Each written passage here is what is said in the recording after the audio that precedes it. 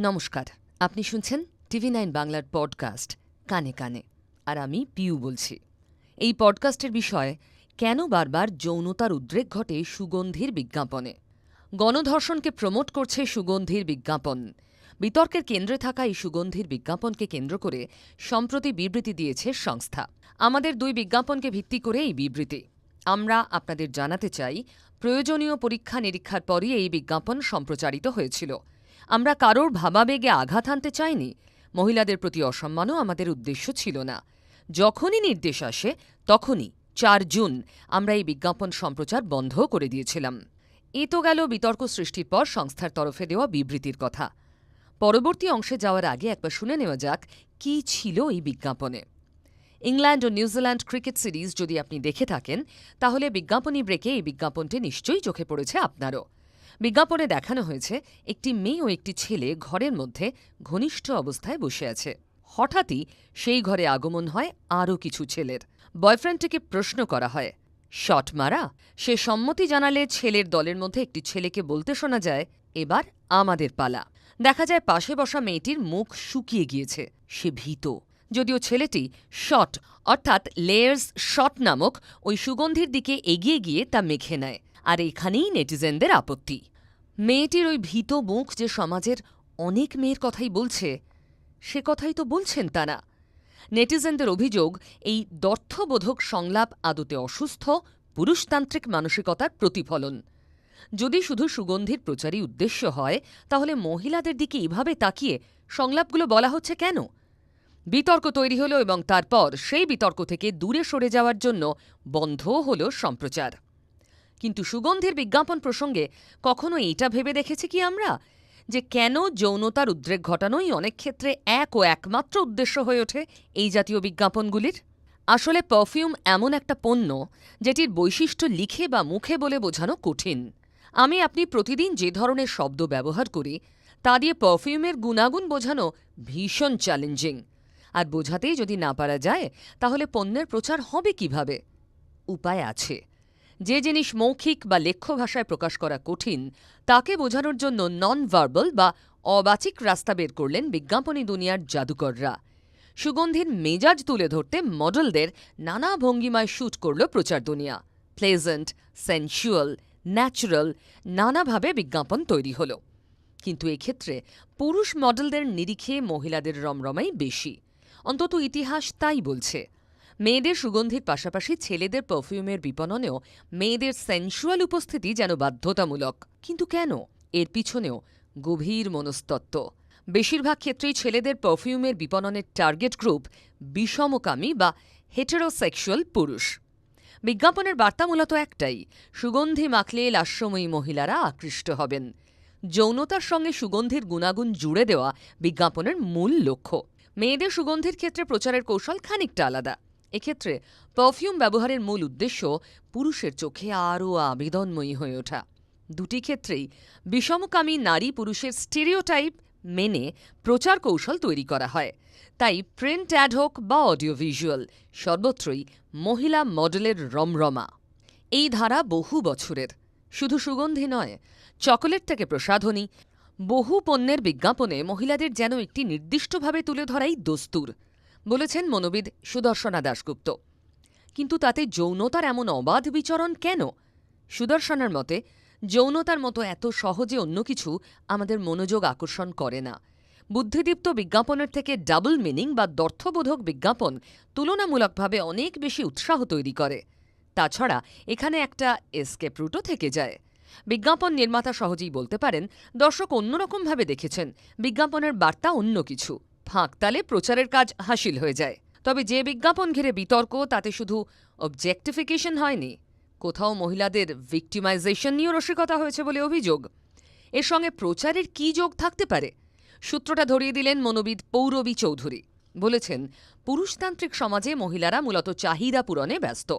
আর পৌরুষ মানেই যেন যৌন আগ্রাসন, যা মহিলাদের কাছে শুধু কাঙ্ক্ষিত নয়, কামোদ্দীপক বা ইরোটিকও বটে। বিজ্ঞাপনের মাধ্যমে প্রচলিত ধ্যানধারণাকেই তেল জল দিয়ে পুষ্ট করা হয়। তাতে প্রচারের ফায়দা হতে পারে, কিন্তু আড়ালে নারী বিরোধী মনোভাব প্রশ্রয় পেয়ে যায়। বিরোধিতার গোড়ার কথা এখানেই। বিপণনের জন্য মডেলের প্রয়োজনীয়তা নতুন নয়, কিন্তু প্রচারের জন্য নারী বিরোধী মনোভাবকে প্রশ্রয় দেওয়া কতটা যুক্তিসঙ্গত? স্টেরিওটাইপ ভিত্তিক জেন্ডার রোল বা লিঙ্গ ভূমিকা ও তার ভিত্তিতে তৈরি বিজ্ঞাপন কতটা নৈতিক? বিষমকামী পুরুষ বা মহিলা, সুগন্ধির টার্গেট গ্রুপ যেই হোক, বিজ্ঞাপনের সেন্সুয়ালিটি কোশেন্ট বাড়াতে নারী দেহ প্রয়োজন কেন? কেনই বা সমকামী, রূপান্তরকামী বা উভকামীদের কথা ভেবে প্রচারের কৌশল ঠিক হয় না? তবে কি তথাকথিত আধুনিকতার আড়ালে এখনও স্টিরিওটাইপ ভাঙতে পারেনি কোটি কোটি ডলারের বিজ্ঞাপন জগৎ? তবে এই কথা অস্বীকার করার জায়গা নেই যে এখন বিজ্ঞাপন দুনিয়ায় নিউড ফিমেল মডেলের পাশাপাশি নিউড মেল মডেলের শ্যুট অনেকটাই বেড়েছে, কিন্তু আনুপাতিক বিচারে এখনও সেটা অনেক কম। যদিও মূল প্রশ্ন অন্যত্র। যে কোনো পণ্যের বিজ্ঞাপন করতে হলে দেহকে পণ্য করে তোলা কি খুব জরুরি? যেহেতু ইতিহাসগতভাবে বিজ্ঞাপনে নারী দেহের ব্যবহারই বেশি, তাই প্রশ্নটা এক্ষেত্রে আরও বেশি প্রাসঙ্গিক। উত্তরটা পেলে হয়তো বিজ্ঞাপনে গণধর্ষণের মতো বিষয় নিয়ে রসিকতা করতে নিজেরাই লজ্জা পাব আমরা। অশোকা বিশ্ববিদ্যালয়ের ডিন অফ স্টুডেন্টস অ্যাফেয়ার্স এবং নারীবিদ্যার গবেষক দেবশ্রুতি রায়চৌধুরী এ প্রসঙ্গে বলছেন, সুগন্ধির বিষয়ে কেন যৌনতা বারবার ঘুরে ফিরে আসে সেই প্রসঙ্গে আলোচনা করতে গিয়ে প্রথমেই বলা উচিত যে মনোবিজ্ঞানে অলফ্যাটোফিলিয়া বলে একটি শাখা আছে। সেখানে খুব স্পষ্টভাবে দেখানো হয় যে কোনো এক ধরনের গন্ধ, সুগন্ধ আমাদের মধ্যে যৌনতার বিশেষ ভাবের উদ্রেক করে। এই নিয়ে বহু আলাপ আলোচনা হয়েছে। সাইকোলজিস্ট, সাইকিয়াট্রিস্ট, চিকিৎসকরা বিভিন্ন ধরনের গবেষণা করেছেন। এই বিষয়ে দেবশ্রুতি আরও বলছেন, প্রচুর গবেষণাপত্র প্রকাশিত হয়েছে যেখানে প্রমাণিত হয়েছে আমাদের ব্রেন সেলের যে জায়গায় আবেগের উদ্রেক হয় সেখান থেকেই যৌনতা সংক্রান্ত ভাবের উদ্রেক হয়, সেখানেই গন্ধ সংক্রান্ত তরঙ্গ শুরু হয়। সেই জন্যই সম্ভবত আমাদের মস্তিষ্কে কোনো একটি বিশেষ গন্ধ কোনো এক ধরনের উত্তেজনার উদ্রেক করে।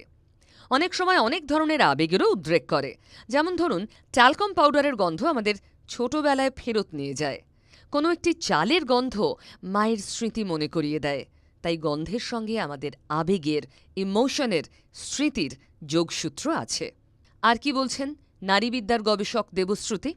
বলছেন, গন্ধ, সুগন্ধ ও যৌনতা উদ্রেককারী ভাবনার মধ্যে যে সম্পর্ক, সেখানেই বিজ্ঞাপনের জগতে মেয়ের শরীর বা সমাজে মেয়েদের যে চোখে দেখা হয় তার একটা ভাবধারা উঠে আসে।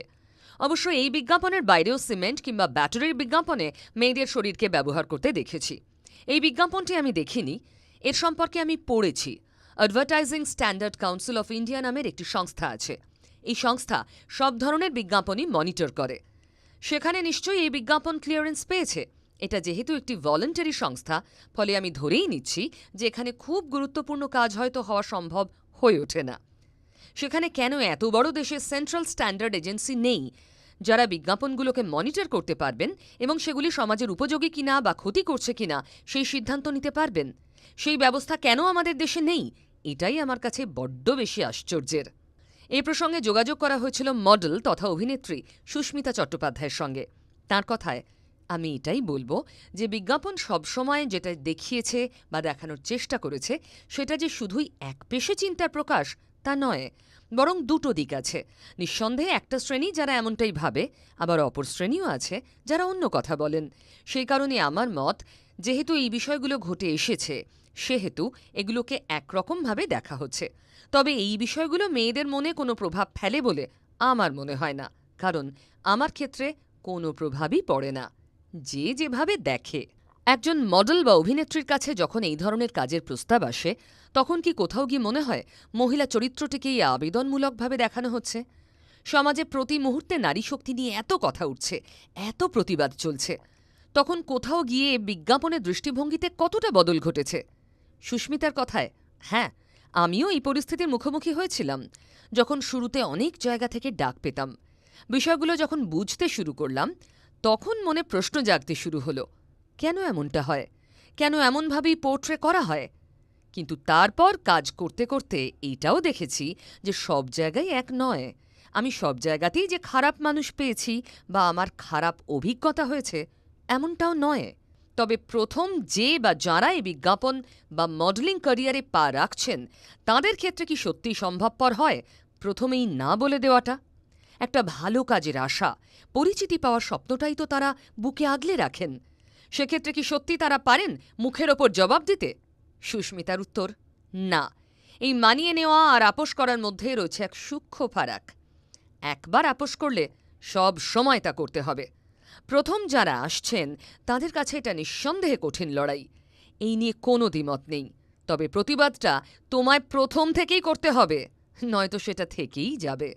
প্রাথমিকভাবে বিষয়টা একটু সমস্যার হলেও পরবর্তীতে এটাই পরিচিতি তৈরি করবে বলেই আমার বিশ্বাস। আপোস করে বেশি দূর এগোনো যায় না। আপনাদের কেমন লাগছে TV9 বাংলার পডকাস্ট কানে কানে? কমেন্ট বক্সে প্লিজ লিখুন। সেই সঙ্গে সাজেশনস দিন কি কি বিষয়ের ওপর পডকাস্ট শুনতে আপনি আগ্রহী। শুনতে থাকুন কানে কানে।